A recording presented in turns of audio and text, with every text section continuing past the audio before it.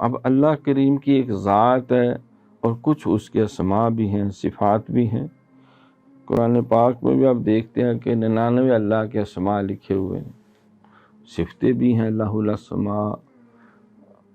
الحسنی، سارے اچھے نام بھی اس کے ہیں، ساری اسی کی صفتیں زیبا ہیں جتنی اچھی ہیں۔ تو انہیں بھی حق نہیں، غیر حق کا لفظ اس کے لیے بھی متکلمین نے استعمال کیا ہے۔ دیکھیں نا، ایک آپ کی ذات ہے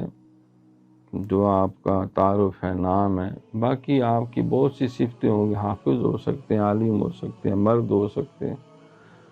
پی ایچ ڈی ہو سکتے ہیں، اسلام آبادی ہو سکتے ہیں، گجرانوالی ہو سکتے ہیں، آپ اچھے کاتب بھی ہو سکتے ہیں، سنگر بھی ہو سکتے ہیں، نعت خواں بھی ہو سکتے ہیں، قاری بھی ہو سکتے ہیں۔ کئی آپ کی شخصیت کی جہتیں ہیں، کیا وہ اگر ساری جہتیں ہٹا دی جائیں تو کیا آپ ختم ہو جائیں گے؟ نہیں، آپ کی ذات رہے گی۔ لیکن اب کیونکہ وہ صفات آپ کی ذات کے تعارف کا ذریعہ ہے، آپ کی ذات کی وجہ سے،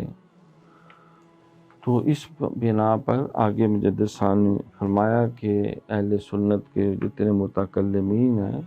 ان کا موقف اور عقیدہ یہ ہے کہ اللہ کی صفات نہ اس کا عین ہے نہ اس کا غیر ہے، کہ اگر وہ صفتیں نہ ہو تو اللہ کی ذات معاذ اللہ معدوم ہو جائے گی، نہیں، وہ وحدہ ہے، لا شریک ہے، اپنی ذات میں وہ ہر اعتبار سے کل ہے، لیسا کمثلہ شیء، اس جیسا کوئی نہیں۔ سبحان ربک رب العزت عما یصفون، پاک ہے اللہ ہر اس سے جو کچھ وہ کہتے ہیں یا اللہ کی طرف منسوب کرتے ہیں، اللہ ان سب سے پاک ہے، مبرہ ہے، منزہ ہے، بلند و بالا ہے۔